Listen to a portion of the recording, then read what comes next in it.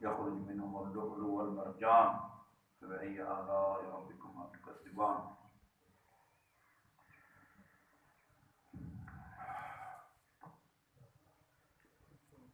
مسلمان اور وہ تمام انسان جو غیب پر ایمان رکھتے ہیں، اس میں تمام کے تمام اہل کتاب شامل ہیں۔ وہ غیب پر ایمان رکھتے ہیں، وہ خدا کے قائل ہیں، آسمانی کتابوں کے قائل ہیں، اس لیے ان کو اہل کتاب کہا جاتا ہے۔ جو بھی غیب پر ایمان رکھتا ہے اس کے نزدیک انسان یہ چند کلو گوشت، ہڈیاں یا چند لیٹر خون اور یہ رگیں یا سیل کا نام نہیں ہے، بلکہ اس کی اصل حقیقت اس کی روح ہے۔ روح گو کہ آج تک کسی کو نظر نہیں آئی، لیکن تمام آسمانی ادیان کے قائل لوگ روح کو مانتے ہیں۔ اس روح کے بارے میں دو نظریے ہیں۔ ایک نظریہ یہ ہے کہ انسان جس کی خلقت کا آغاز نطفے سے ہوتا ہے، پھر قرآنی تعبیر کے مطابق نطفے سے 40 دن کے بعد علقہ بنتا ہے، پھر 40 دن کے بعد مضغہ بنتا ہے، پھر ہڈیاں بنتی ہیں، پھر فَكَسَوْنَا الْعِظَامَ لَحْمًا، اللہ تعالیٰ فرماتا ہے ان ہڈیوں کو ہم نے گوشت کا لباس پہنایا، اس کے بعد ثُمَّ أَنشَأْنَاهُ خَلْقًا آخر، وہ جس کو ہم نے نطفے سے شروع کر کے اس کو ہڈیاں وغیرہ اور پھر اس کو گوشت کا لباس پہنایا، ہم نے اس کو ایک اور مخلوق بنا دیا۔ یہ کیا ہے مخلوق؟ یہ اس میں روح کا آ جانا ہے، روح کا آ جانا۔ ایک نظریہ یہ ہے کہ یہ جو نطفہ یہ ترقی کرتا کرتا یہاں تک پہنچا ہے، اسی کی ترقی کا ایک آخری مرحلہ ہے جس میں روح جنم لیتی ہے۔ روح جنم لیتی ہے، باہر سے نہیں آتی، روح جنم لیتی ہے۔ ایک نظریہ یہ ہے کہ نہیں، ہم سب کی ارواح پہلے سے مخلوق ہیں، اور جب یہ انسانی خلقت اس مرحلے تک پہنچتی ہے، روح باہر سے آ کے بدن کے اندر داخل ہوتی ہے۔ اچھا جی، آپ کہیں کہ بھئی کدھر سے داخل ہوتی ہے؟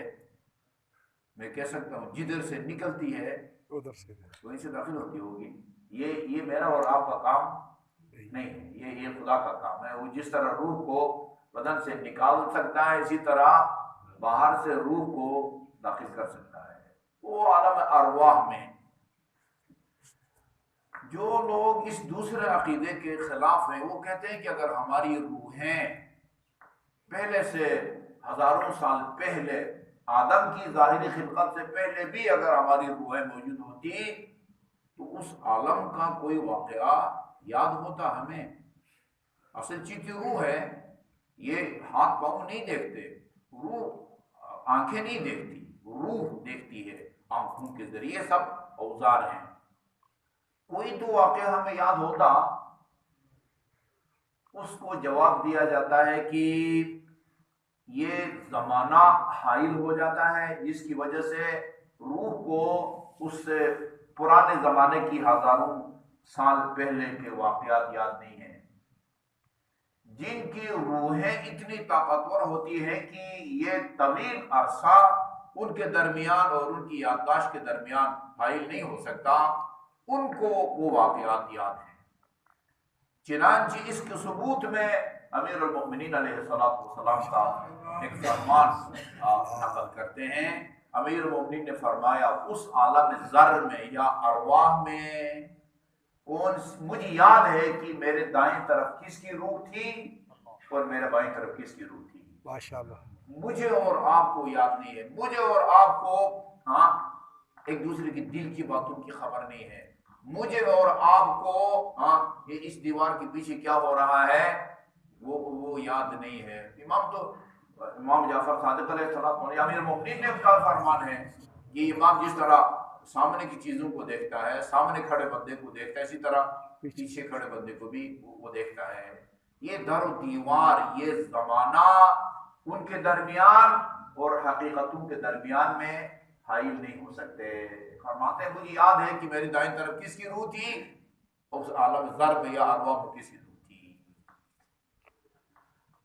اچھا جی، کل میں ایک پنڈی میں ایک وہاں فیکٹری میں ایک نکاح پڑھنے گیا تھا، وہاں یوٹیوب میں نے اوپر بٹن دبایا، اس میں ایک ایرانی عالم دین گفتگو کر رہے تھے، کتاب کا حوالہ دے رہے تھے، مجھے یاد نہیں رہا کتاب کا نام، یعنی نام کا خلاصہ یہ تھا کہ اہل سنت کی کتابوں سے اہل بیت کے مناقب اور فضائل، اس نام کی کوئی کتاب تھی، اس سے نقل کر رہے تھے کہ امام حسین علیہ السلام کی موجودگی میں رسول خدا نے ایک آدمی کو بلایا اور اس کو اسلام کی دعوت دی، اسلام لے آؤ۔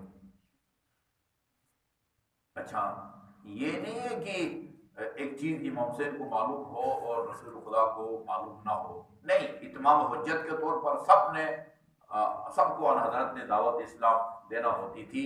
اس کو جب بلایا تو امام حسین نے فرمایا کہ نانا یہ ایمان نہیں لائے گا۔ اچھا، کیسے پتہ چلا؟ کہا کہ یہ ہے نا وہ عالم ذر میں قرآن میں الستو بربکم قالوا بلا، اس عالم ذر میں کہتے ہیں ارواح، یہ صبح ہو جائے نا جی، آپ باہر ہمارے مملکت عزیز میں وہ باہر جھاڑو دے رہے ہوتے ہیں تو وہ فضا میں ذرات کی صورت میں گرد غبار کے ذرات ہوتے ہیں، عالم ذر، اس عالم میں ہماری ارواح اس شکل صورت میں جو ہے نا وہ موجود تھی۔ وہاں اللہ تعالیٰ نے لوگوں سے اقرار لیا ہے، الستو بربکم، یہ قرآن کی آیت ہے نا، کیا میں تمہارا رب نہیں ہوں؟ قالوا بلا۔ جن ارواح نے وہاں بلا کہا ہے نا، کیوں نہیں؟ انہوں نے اس عالم میں اس ظاہری جسم کی دنیا میں آنے کے بعد اللہ تعالیٰ کے اقرار کیا ہے، وہ جنہوں نے بلا نہیں کہا انہوں نے اس دنیا میں خدا کے منکروں کی کوئی کمی، اکثریت ان کی ہے۔ امام نے فرمایا کہ یہ بندہ اور اس کی روح مجھے عالم ارواح میں بلا کہنے والوں میں نظر نہیں آئی۔ ماشاءاللہ، جو بات امیر المومنین نے کہی ہے وہی بات امام حسین علیہ السلام نے کہی ہے۔ وہ روح اس نور کی خلقت کا ہم کو پتہ نہیں ہے۔ وہ ہمارے ابھی کچھ دن پہلے مرحوم ہو گئے آیت اللہ لطف اللہ صافی، آیت اللہ گل پائیگانی کے داماد تھے، ان کی کتاب ہے امام زمان اجل اللہ تعالیٰ فرجہ شریف کے بارے میں۔ اصل کتاب کا نام ہے، اردو ترجمہ بھی اس کا ہوا ہے فی الامام فی الائمۃ الاثنا عشر کے نام سے ہے، جمال منتظر کے نام سے، انڈیا کے ایک عالم دین ہے نثار جانپوری، انہوں نے اس کا ترجمہ کیا ہے، بہت اچھا معیاری ترجمہ کیا ہے۔ اس کے اندر انہوں نے یہ روایت لکھی ہے، دامن عرش پر حضرت آدم کو جب اپنے ہم شکل 5 انوار نظر آئے تو اللہ تعالیٰ سے پوچھا کہ خدایا تو نے مجھ سے پہلے کسی کو مٹی سے پیدا کیا ہے؟ کہا کہ نہیں، تو پہلی مخلوق ہے جس کو میں نے مٹی سے پیدا کیا ہے۔ کہا یہ دامن عرش پر میں اپنے ہم شکل کچھ انوار دیکھ رہا ہوں، یہ کن کے انوار ہیں؟ اللہ تعالیٰ نے وہ دایاں سے وہ تعارف کرایا، محمد مصطفیٰ امیر المومنین خاتون جنت امام حسن امام حسین ان کے ارواح ہیں۔ پھر اللہ تعالیٰ نے حضرت آدم سے کہا کہ یا آدم اگر ان کو پیدا کرنا نہ ہوتا میں تمہیں بھی پیدا نہ کرتا، زمین آسمان کو بھی پیدا نہ کرتا، جنت دوزخ کو بھی پیدا نہ کرتا، میں نے ان کو پیدا کیا ہے تاکہ ان کے محبین کو جنت میں جگہ دوں اور ان کے دشمنوں کو جہنم میں ڈالوں۔ اور آخر میں فرمایا یا آدم لو کان لک الی حاجۃ فتوسل بہم، زندگی میں ابھی اگر مجھ سے کچھ مانگنا ہو ان کو واسطہ اور وسیلہ بنا کے مانگنا ہے۔ اس عالم میں وہ اس خلقت کی تاریخ کا ہم کو پتہ نہیں ہے، لیکن ظاہری خلقت کا جہاں تک تعلق ہے ام ایمن وہ امیر المومنین کی ہمشیرہ تھی نا، جہاں سے مسجد الحرام کے اندر ان کا گھر تھا اور وہاں سے ان حضرت کی روانگی ہوئی ہے معراج کے لیے نا، ادھر کچھ خاص مخصوص کلر کے وہ کلیجی رنگ کے کچھ ستون ہیں، ہم حاجیوں کو دور کھڑا کرتے ہیں اور کھڑا کر کے ایک آدمی کو بھیجتے ہیں کہ اس کو ادھر جا کے کھڑے ہو جاؤ، پھر حاجیوں کو بتاتے ہوئے جہاں بندہ کھڑا ہے وہاں جناب ام ایمن کا گھر تھا اور وہاں سے ان حضرت کی روانگی ہوئی ہے معراج کے سفر کے لیے۔ لوگوں نے رسول خدا کو آ کے بتایا صلی اللہ علیہ وآلہ وسلم کہ ام ایمن یہ گزشتہ ساری رات نہیں سوئی اور رو رہی ہے، ابھی تک رو رہی ہے، کھانا بھی نہیں کھایا۔ ام ایمن کو آن حضرت نے بلایا، کہا کہ یہ میں کیا سن رہا ہوں یا رسول اللہ، یہ میں نے اسی گزشتہ شب میں ایک خواب دیکھا ہے، اس خواب نے میرے سکون کو جو ہے نا وہ سلب کر لیا ہے۔ اچھا فرمایا بتائیں کیا خواب دیکھا ہے؟ کہا وہ خواب اتنا سنگین ہے یا تشویشناک ہے کہ میں آپ کے سامنے اس کو بیان نہیں کر سکتی۔ کہا کہ میں جو کہتا ہوں وہ خواب ضروری نہیں ہے کہ اس کی تعبیر ویسی ہو جیسے تمہارے ذہن میں ہو، وہ خوابوں کا مطلب بعض اوقات وہ الٹا ہوتا ہے۔ وہ جب تازہ تازہ یہاں یہ شیعہ علماء اسکالر ڈاکٹر جو ہے نا وہ ان کو شہید کرنے کا سلسلہ شروع ہوا تھا، شیخ حسین صاحب کہتے ہیں کہ میں نے شہید باقر صدر کو خواب میں دیکھا، وہ میرا ہاتھ چوم رہے تھے۔ تو آیت اللہ محسنی ان دنوں میں ادھر تھے، تو شیخ صاحب خود کہہ رہے تھے کہ مجھے اندازہ ہو گیا کہ اب میں جو ہے نا شہید صدر کے پاس جانے والا ہوں، مجھے بھی شہید کر دیا جائے گا۔ آیت اللہ محسنی سے میں نے پوچھا کہ اس کی کیا تعبیر ہو سکتی ہے، شہید صدر میرا ہاتھ چوم رہے ہیں؟ تو انہوں نے کہا فارسی میں جواب دیا از شہادت شما خبری نیست، ابھی کوئی شہادت والی بات نہیں ہے، یہ جو تم کام کر رہے ہو نا اس سے شہید صدر خوش ہے، یہ اس کی تعبیر ہے، یہ نہیں کہ تمہاری شہادت قریب آ گئی۔ اچھا جی، تو بتایا کہ یہ خوابوں کی جو ہے نا تعبیر بعض اوقات خواب کی بالکل الٹ ہوتی ہے، وہ بے فکر ہو کے بیان کرو۔ کہا یا رسول اللہ میں نے خواب میں دیکھا ہے کہ آپ کی جسم کا ایک ٹکڑا آپ کے بدن سے جدا ہو کے میرے گھر میں اور میرے گود میں گر رہا ہے، تو اس سے زیادہ پریشان کن اور بات کیا ہونی چاہیے؟ کہا کہ بہترین اس کی تعبیر یہ ہے کہ اللہ تعالیٰ میری بیٹی فاطمہ کو ایک بیٹا دے گا اور اس کی پرورش اور دیکھ بھال تمہیں خدا نصیب فرمائے گا، ہماری گود میں تمہاری گود سے لائے گا۔ ایسی تاریخ میں امام علیہ السلام کی روایات میں ہے، معتبر روایات میں ہے، دودھ نہیں پیا جب تک آپ نے اپنی انگلی نہ چسوائی، ایک دفعہ انگلی چوستے تھے دو دن تک جی دودھ کی کسی اور خوراک کی آپ کو ضرورت نہیں ہوتی تھی۔ یہاں سے ہم اندازہ لگا سکتے ہیں کہ یعنی اگر کوئی چیز جاتی تھی حضرت کے جسم اطہر سے، اس چیز کا آپ کے دل دماغ پر، آپ کی طبیعت پر، آپ کی مزاج پر، آپ کے عقیدے پر، دل پر کیا اثر ہوتا ہوگا امام حسین کا، کہ وہ اثر اب اس وقت ہم دنیا میں دیکھ رہے ہیں۔ جو عزم، جو استقامت، جو ثبات قدم رسول خدا صلی اللہ علیہ وسلم میں تھا، وہی ثبات قدم امام حسین علیہ السلام میں آپ کو وہ نظر آئے گا۔ جناب ابو طالب علیہ السلام سے لوگوں نے کہا کہ اپنے بھتیجے سے کہیں کہ یہ باز آ جائیں، ہم سے جتنے مرضی پیسے لے لیں، یہ ہمارے بتوں کو، باطل معبودوں کو برا بھلا کہنے چھوڑ دیں۔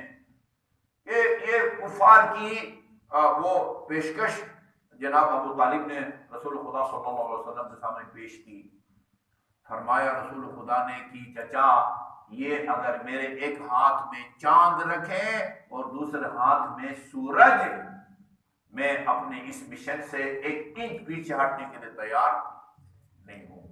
یہی الفاظ امام علیہ السلام نے کہے تھے، انی لا اری الموت الا سعادہ۔ ہاں رسول خدا نے فرمایا کہ میرے دائیں ہاتھ پر چاند رکھے، بائیں ہاتھ پر سورج، تو میں اس مشن کو نہیں چھوڑوں گا یہاں تک کہ یا مجھے موت آئے گی یا پورے ارض کے اوپر اسلام کا بول بالا ہوگا۔ امام نے بھی یہی فرمایا، انی لا اری الموت الا سعادہ والحیات مع الظالمین الا برما، میں موت کو اپنے لیے سعادت سمجھتا ہوں، اور والحیات مع الظالمین الا برما، اور ظالموں کے ساتھ جینے کو اپنے لیے ننگ اور عار تصور کرتا ہوں۔ یہ کمالات رسول خدا سے اور امیر المؤمنین علیہ السلام سے۔ بعض تاریخوں نے لکھا ہے کہ لوگ واقع کربلا کے بعد امیر المؤمنین کی شجاعت کو بھول گئے تھے۔ ٹھیک ہے، امیر المؤمنین نے فرمایا نازل البلاغہ میں، لو تظاہرت العرب لما ولیت، پوری دنیا عرب اگر میرے مقابلے میں آئے، میں خوف کی وجہ سے ان کو پشت نہیں دکھاؤں گا۔ کربلا میں کم سے کم جو عمر 7 کے لشکر کی تعداد تھی وہ 30,000 تھی۔ جی اہل منبر 9 لاکھ تک کی باتیں کرتے ہیں، کم سے کم جس پر تمام مقتل نگاروں کا، تاریخ دانوں کا اتفاق ہے، 30,000 کا لشکر۔ اچھا، 30,000 کے لشکر میں کے مقابلے میں ایک حسین، ایسا حسین جس نے 3 دن سے نہ کھانا کھایا ہے نہ پانی پیا ہے۔ اس کے جگر پر اکبر کا داغ الگ ہے، قاسم کا داغ الگ ہے، عباس کا الگ ہے، جس کے صدائے استغاثہ سن کے فرمایا تھا الان انکسر ظہری، عباس تیرے اس صدائے استغاثہ نے حسین کی کمر توڑ دی۔ اس کے باوجود ایک اکیلا جب 30,000 پر حملہ کرتا تھا، یہ تاریخ میں لکھا ہے کہ اس طرح یہ آگے بھاگتے تھے 30,000 کا لشکر، جس طرح ایک درندہ شیر کے آگے بھیڑ بکریاں دوڑتی تھی اور وہ بھاگتی ہیں۔ بھلا دیا اپنے بابا کی شجاعت کو امام حسین علیہ السلام نے۔ یہ ساری شجاعت اور پرعزم نانا کی طرف آپ کو ملا تھا۔ اللہ تعالی ہمیں امیر المؤمنین امام علیہ السلام کی سیرت پر عمل کرنے کی توفیق عطا فرمائے۔ اللہم صلی علی محمد و آل محمد۔